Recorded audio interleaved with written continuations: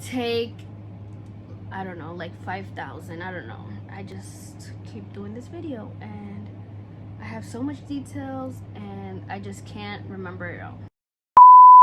Hi there guys, welcome back to my YouTube channel. As you guys can read from the title down below, today I'll be speaking about my labor and delivery story. My due date was January 27th, but my little princess decided not to come on that day, so she was born on the 30th. But let me start off on January 29th, which was Saturday. I'm like, you know what, I'm probably gonna get called into the office on Monday and tell me that I'm gonna get induced, so might as well clean my house, make sure everything's ready for when the baby comes in. So I'm cleaning my house that day and I started to feel a couple of cramps, just normal menstrual cramps. So I didn't put much mind to it and I just didn't say anything.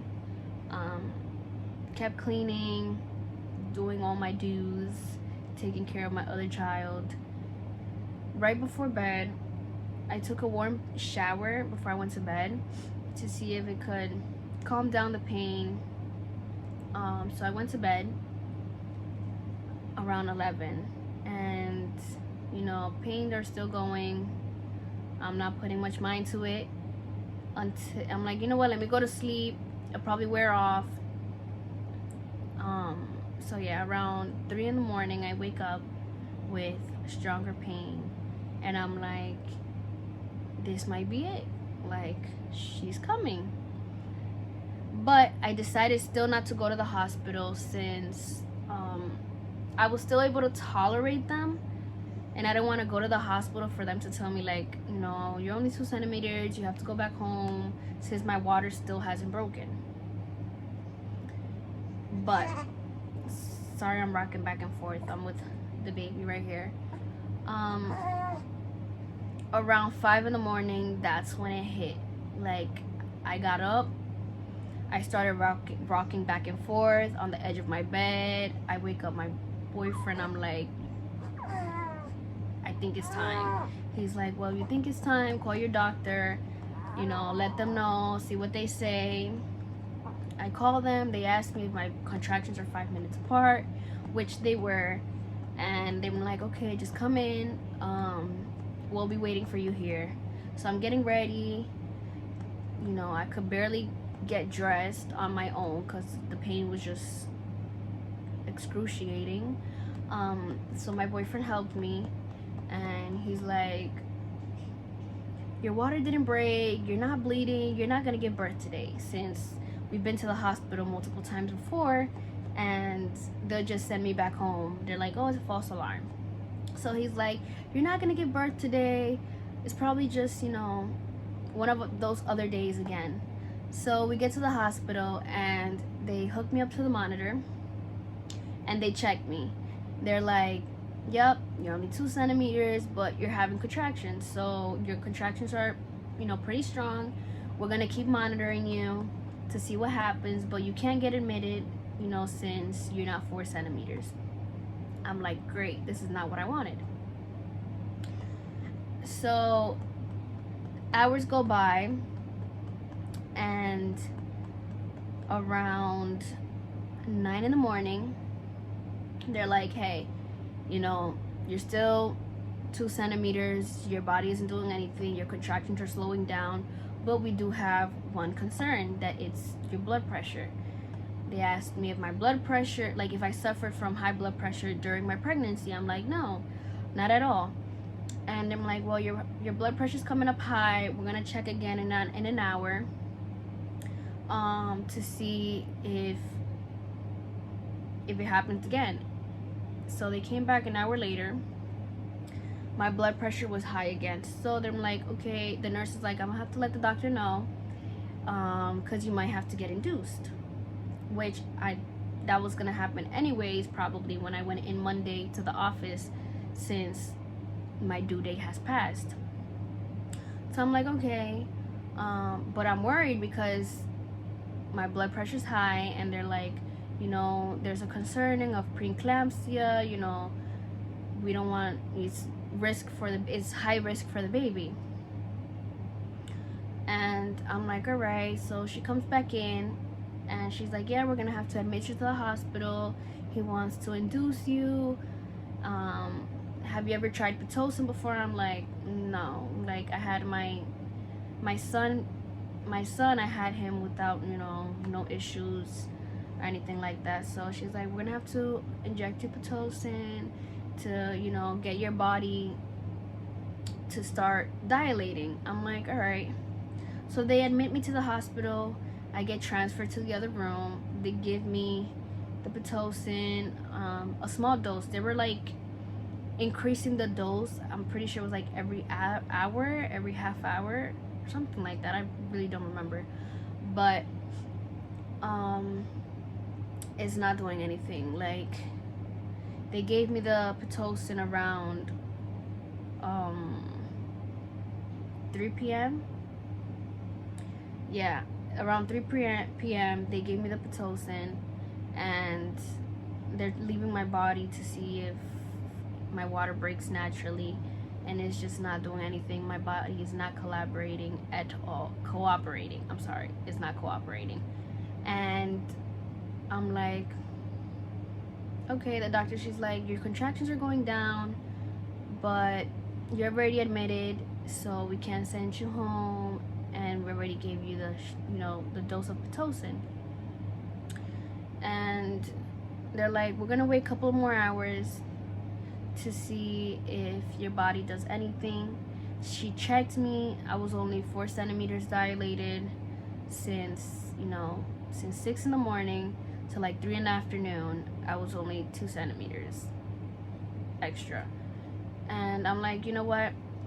Let me get the epidural. Even though my contractions weren't that bad, I decided to get the epidural since my mother was speaking to my sister-in-law. She's like, hey, tell her to get the epidural before she's 5 centimeters, because if she gets it after 5 centimeters, it won't do anything. I asked the nurse. She was like, oh no, that's fine. Like, you know, you could get the epidural whenever you want. It's fine. So I'm like, I'm not gonna risk it. So I decided to get the epidural, and it was like around 5 p.m. when I received the epidural, and I wasn't feeling much. I really wasn't feeling much contractions before the epidural, so I still wasn't feeling anything with the epidural. And they kept checking, nothing. Water wasn't breaking, nothing was happening. And she's like, well, if your water doesn't break in 3 hours, the doctor's gonna come in and he's gonna break it for you. I got terrified because they were like, hey, when they break your water, it hurts, you know. I'm like, you know, nervous, and I'm like, what if it hurts? Whatever. So once they broke my water around 8:30 p.m., still 4 centimeters. When they broke it, didn't hurt at all. But let me tell you, in less than half hour after they broke my water, my daughter was here. Mind you, I was 4 centimeters before I got that epidural. No, before they broke my water. And that was around 8:30. At 8:45, these contractions are kicking, and they're stronger and stronger, and like 2 minutes apart. The epidural is not doing anything at all. I'm feeling it. I'm like, hey mom, you know, I'm feeling them. Like something, I have to use the bathroom. She's like, no, you don't have to. You can't use the restroom. It's probably, you know, the head pressure, the baby's going down. That's what you're feeling. I'm like, no, I have to use the bathroom. The epidural isn't doing anything. I'm feeling everything. Like, it's painful. So she's like, you want me to call the nurse in? So she calls the nurse. She comes in. She's like, what's wrong? I'm telling her, I'm like, you know, I'm feeling contractions. She's like, the epidural isn't doing anything. I'm like, no, it's not doing anything. Like, I'm feeling pain. And she's like, you want me to check you? I'm like, yes, check me. So she's setting everything. She checks me. She's like, oh yeah, you're 9 centimeters. I'm like, oh, I think I knew that because it's painful. She's like, calling the nurses, like, oh, call the doctor, let him know he's here. I'm like, I need to push. She's like, hold on, let the doctor come in. And he comes in and he say, I'm like, I need to push. Like, I need to push. And they're like, okay, your next contraction, start pushing. I pushed I pushed 4 times and she was here. My little princess was born at 8:59 p.m. So literally 30 minutes after they broke my water, she was here. So I could have, not wasted all those hours since I was there, since 6:30 in the morning. If they would have broken my water, my baby would have been born earlier, and I wouldn't have gone through all those pain and all that wasteful time of mine. For them to I understand they wanted my body to do it naturally, but if it wasn't cooperating since the beginning, is with past 12 hours and my body isn't doing anything, just break my water and let's get to it, because I really wanted to have my daughter in my arms already. But yeah, thankfully she was born healthy. She was only 6 pounds and 1 ounce, 18.5 inches long. She was a bit small, but I'm pretty sure that was because since I have a tummy tuck, she didn't really have enough space inside my stomach to actually fully grow. But we're now a month later and she's almost 10 pounds and she's beautiful and I love her so much. But yeah, I did record me giving birth, so if you guys would like to see that, you guys could comment down below and let me know, and I'll be gladly to post it, even though it's a bit embarrassing since I was screaming. Because let me tell you, I give it to those mothers who give birth naturally without no epidural, without no medications, because I only felt a bit and I felt like I was dying. Like, I don't know how they could do it, but I give it to them because they are strong. And yeah, I'm like, with my first child, I'm like, oh yeah, giving birth is so easy since I had such a smooth delivery with him. But with this girl, I'm like, I felt pain. I felt pain, and she did not tear me. At least with my son I did, but with her I didn't, since she was a bit small. And yeah, so if you guys would like to see, let me know. Like I said, comment down below. Don't forget to like, subscribe to my channel, and turn on your post notification bell so you guys get notified every single time I post a new video. So yeah, bye.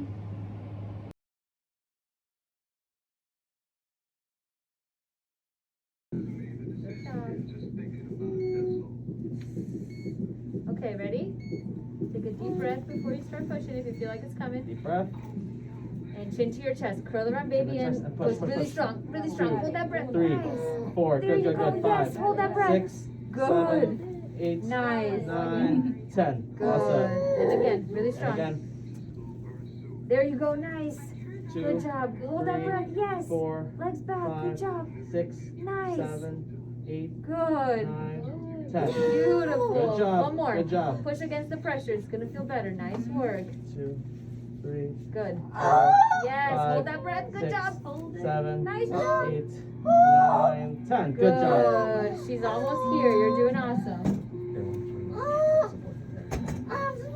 Okay, you can keep pushing if you need to. Nice work. Good job. There you go. Try to hold that breath, okay? If you don't have a contraction, wait for it to help us. You're doing great.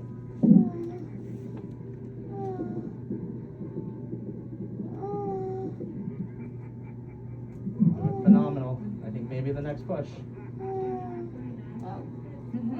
That's good.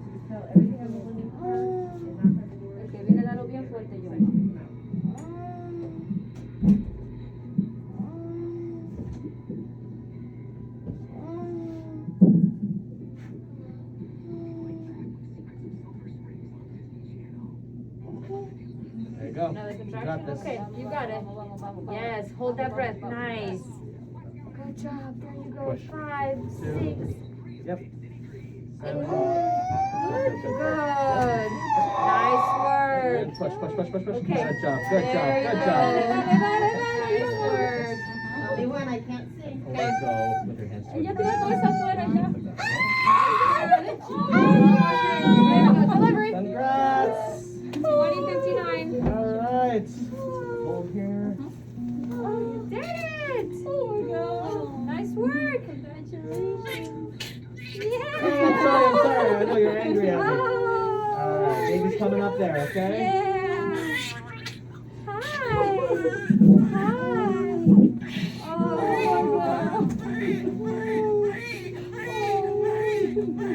Good.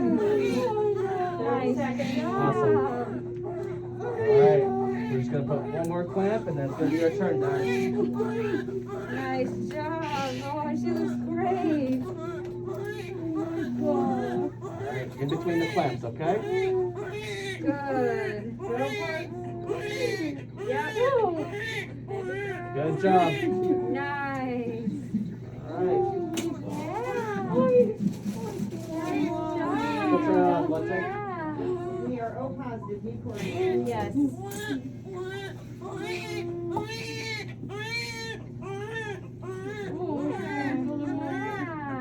Oh, there you go. Luigi, está mareado. Está mareado, Luigi. Yeah.